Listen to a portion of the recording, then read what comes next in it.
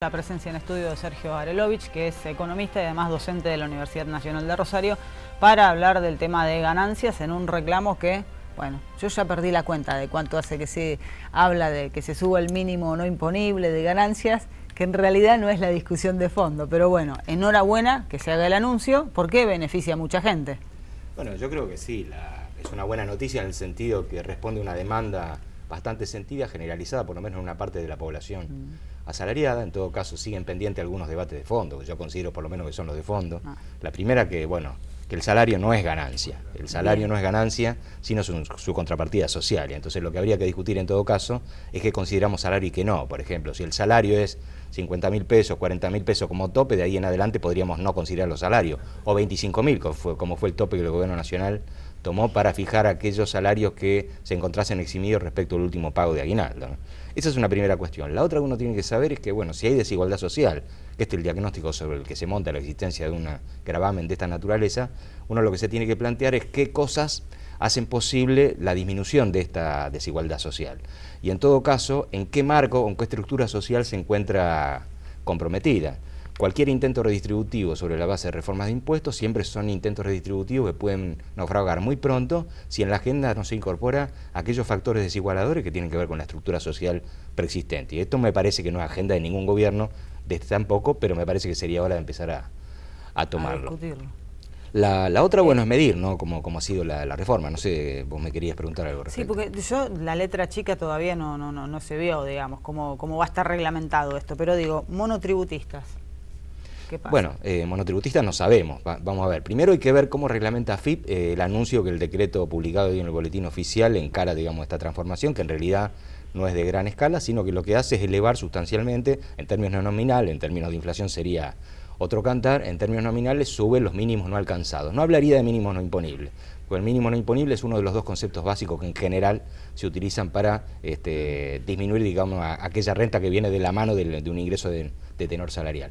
Pero hay otros factores que, por ejemplo, están totalmente congelados. Desde el año 2001, los trabajadores que tienen la fortuna de poder tener un salario que le permita pagar un crédito hipotecario pueden deducir hasta 20.000 pesos de interés por el crédito hipotecario. En cambio, los trabajadores cuyo ingreso no les permite acceder a un concepto relativamente similar, que es el alquiler. Entonces aquí hay una inequidad, por ejemplo, dentro de la realidad salarial.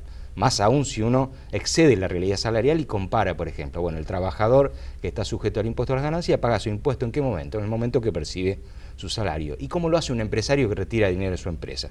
Bueno, si es director y accionista, por ejemplo, bueno, retira en el año 1, en el año 2, la asamblea ordinaria puede decidir pagar una X cantidad de honorarios a sus directores y en el año 3, cuando prepara su declaración jurada, termina de cancelar el saldo por el dinero retirado en el año 1. Entonces, aquí hay una inequidad que me parece debiera ser injusticia, digo, hay varias cosas a revisar, ¿no? Sí, Florencia, porque además esto lo que hace es trabajar con la misma tabla de tramos de ingresos, de alícuota, etcétera, que otra de las cosas que quedó la pregunta atrasada. Digo, un sueldo de 15.000 pesos, ¿es un sueldo de rico, de persona que...? Bueno, yo creo que no. Que pague ganancia. Creo que no. Y la pregunta es, los que ganan más de 15.000 pesos pagan ganancias. El impuesto a la riqueza, ¿quién lo paga? ¿A qué te referís con impuesto a la riqueza? ¿A los bienes personales? Digo, por ejemplo, ¿ha habido una discusión sobre el tema de impuesto a la riqueza en este país? Porque si estamos pagando ganancias a todos los trabajadores que ganan ahora más de 15.000 pesos, pero antes no era ese el tope. Bueno, yo creo que no. Me parece que habría que volver a discutir el impuesto a los bienes personales, por ejemplo. ¿Por qué? Porque los topes son muy bajos, 300.000 pesos. Una familia que tenga una casa y un auto fácilmente llega a este número mínimo de pago del impuesto a los bienes personales. La pregunta, reitero, es si uno parte de un diagnóstico que es la existencia de desigualdades sociales, ¿qué es lo que se hace con estas desigualdades sociales? Bueno, obviamente la vía de los impuestos me parece un recurso que no puede eludirse para trabajar o para atenuar estas desigualdades, pero uno tiene que saber que esta atenuación solamente es temporal en la medida en que no se afecten los factores que desigualan permanentemente y que son los que producen, reproducen y amplifican las desigualdades sociales. Bueno, a ver, como para darle un cierre a esto, bárbaro que se subió el mínimo no imponible de ganancia. Bárbaro. Pero la discusión no es esa. La discusión sigue siendo si el salario debe pagar ganancias, si el salario es ganancia y otro tipo de impuestos en otros lugares, en otros sectores que no sea el del trabajador. Bueno, yo coincido con vos. Ese es el debate de fondo. Me parece que lo que hay que construir es una agenda que impide resolver rápidamente por vía legislativa este arco de complejidades que vos estás planteando. Pero me parece que en algún momento hay que empezar, incluido lo de los monotributistas que me preguntabas antes. Nosotros sabemos, todo el mundo sabe, que el monotributo es una figura que se utiliza para ocultar una relación salarial, tanto en el sector privado como en el sector público. Y me parece que es una de las cuestiones que habría que discutir.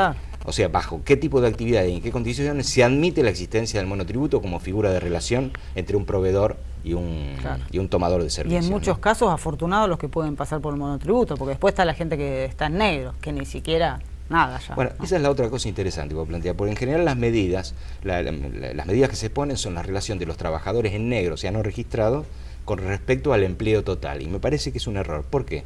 Porque el empleo en negro solamente existe en el sector privado, no en el sector público. En el sector público existen otras cosas.